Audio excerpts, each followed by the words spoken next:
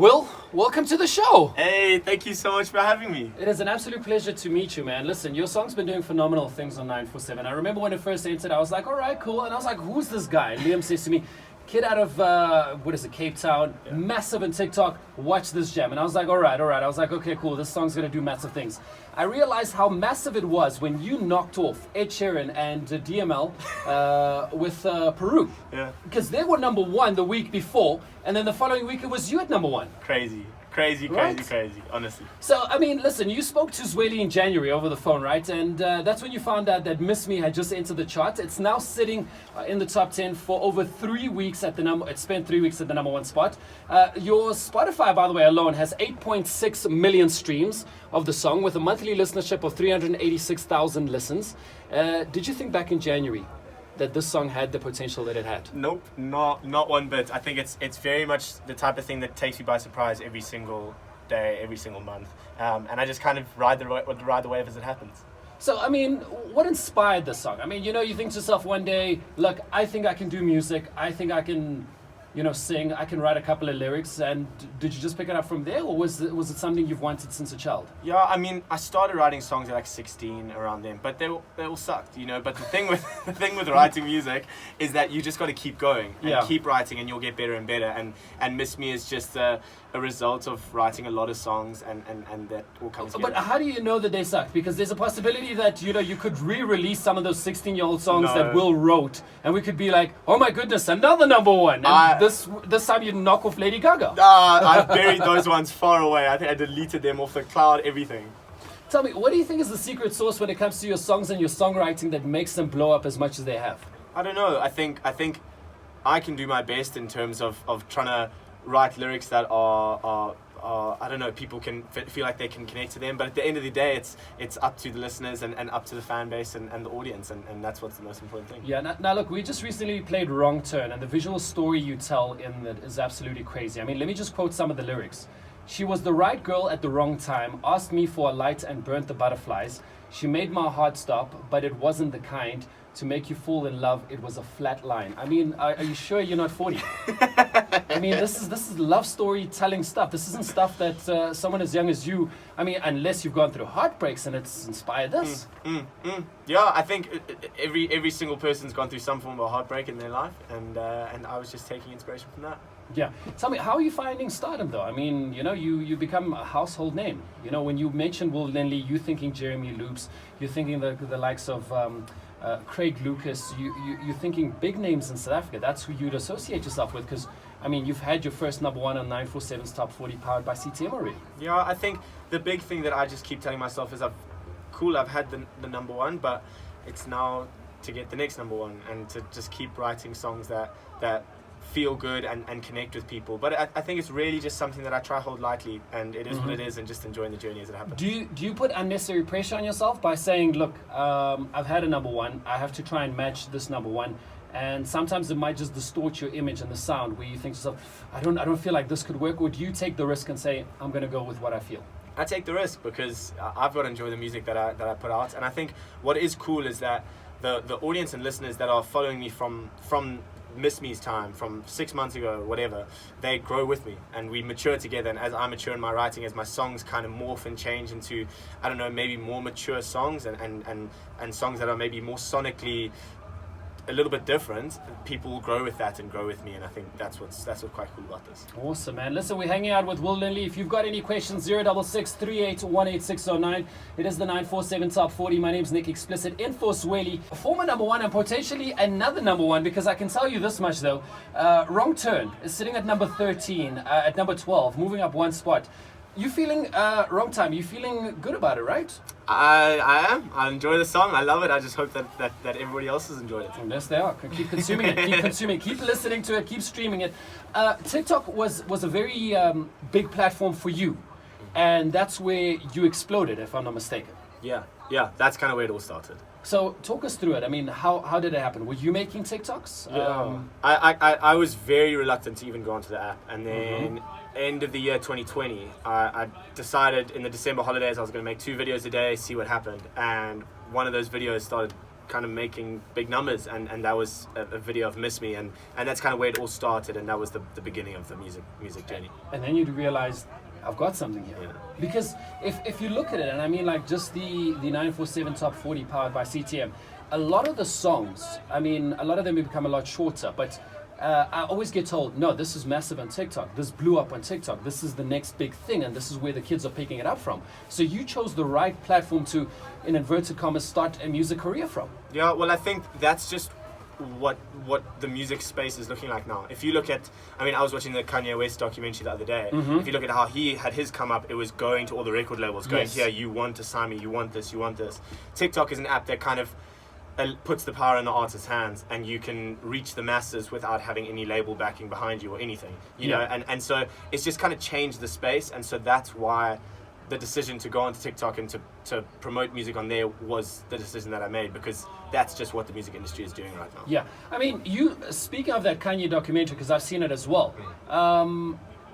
If it had been those times, and you know, it's very strenuous when you look at it, where he went to the record execs and he went to all the places and said, sign me, I'm great. He would, you know, end up rapping these songs in front of them, and nobody paid attention to him. Yeah. As an artist, how straining would that have been if you had to have walked into a record label and said, guys, listen to Miss Me, listen, Yeah.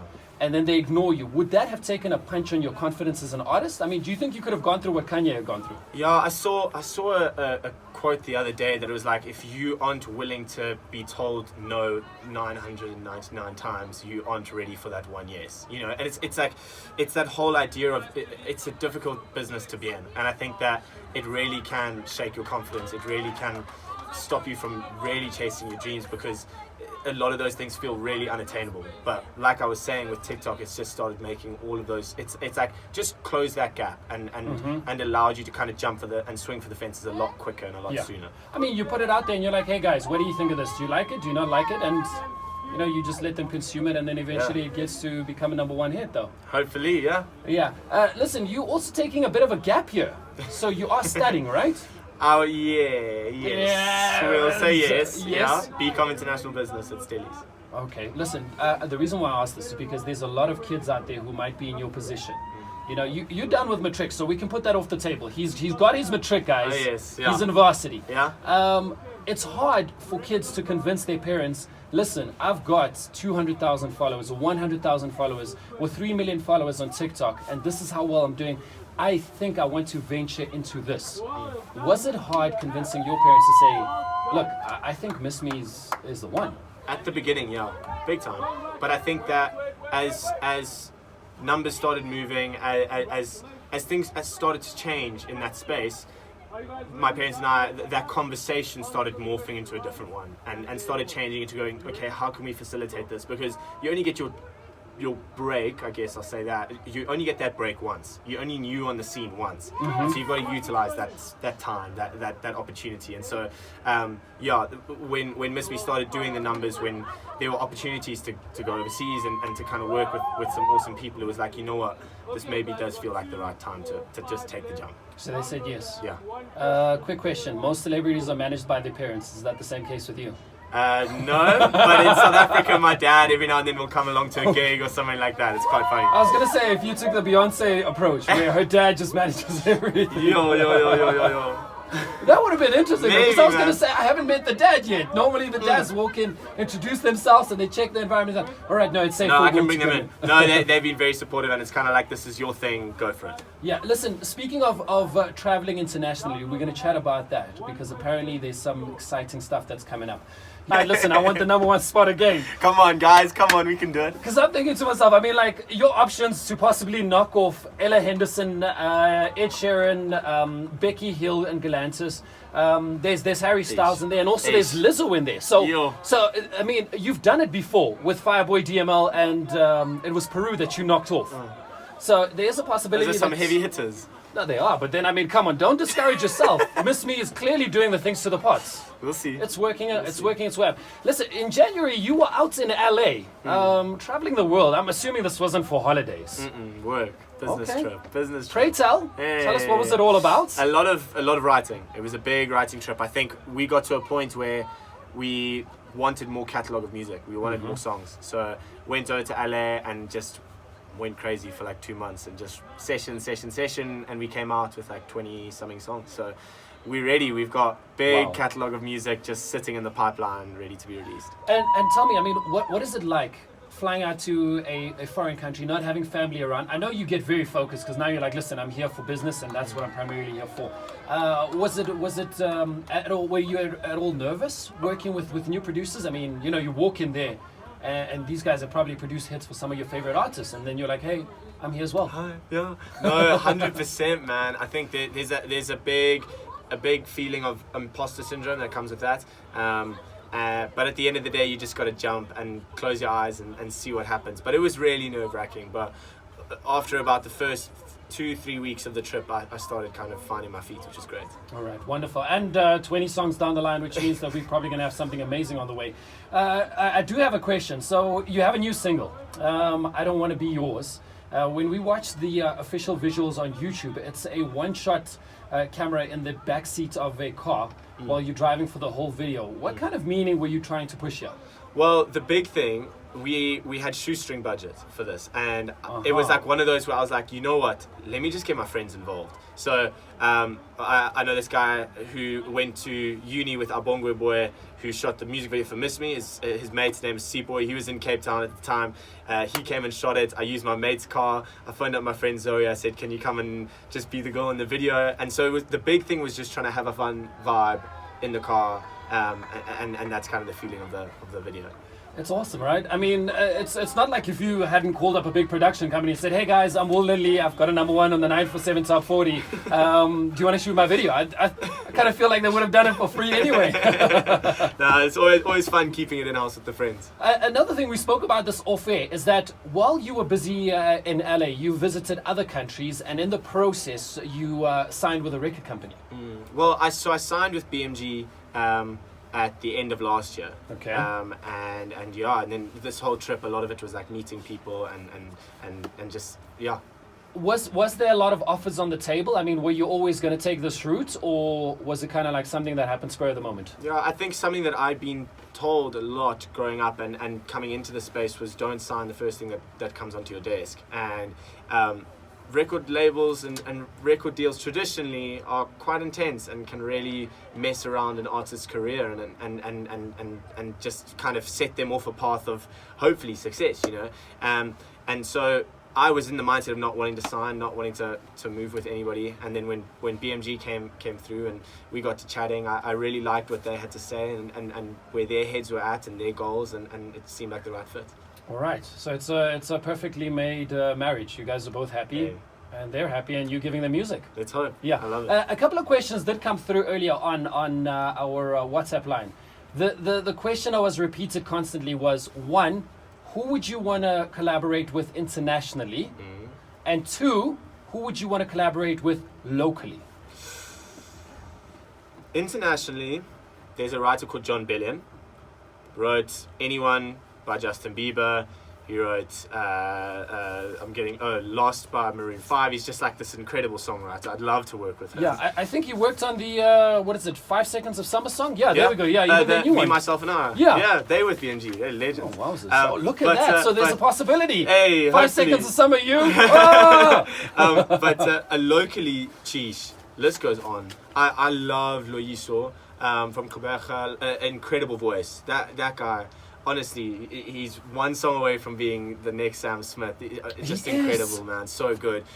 Manana as well. He works a lot with David and Bubele, who produce a lot of my stuff. And then there's like the childhood dream with like to work with Matt Mole or Jeremy Luce or somebody like that. But I mean, like, Jeremy's in your neighborhood. Jeremy's from Cape Town like you, right? Komiki guy, yeah. I'm sure you can find him on some beach surfing somewhere. Go surf somewhere. Yeah. Hey, what's up, bro? that's I would do that. Just head down to the beach and see a bunch of stuff. Hey, Jeremy, until somebody answers, yeah, what's up? And you're like, hey, it's you. I'm Will, by the way.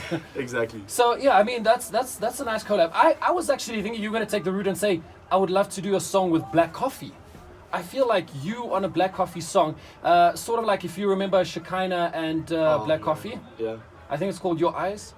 I think that's something that you guys can work on and would be Hey, Amazing. Black Coffee, if you're listening, please. Of course Please. he is. Of course he is. The imposter syndrome would be mad at that point. That's what I was speaking about earlier. Listen, he's a huge fan of the station because he's friends with Annelies. So from time to time he does send us voice notes. So I'm pretty sure he might be listening and be like, yeah, I think my people will talk to your people at BMG, and then they will make people happen. I'd love it. I'd love it. Will, it's been an absolute pleasure chatting to you.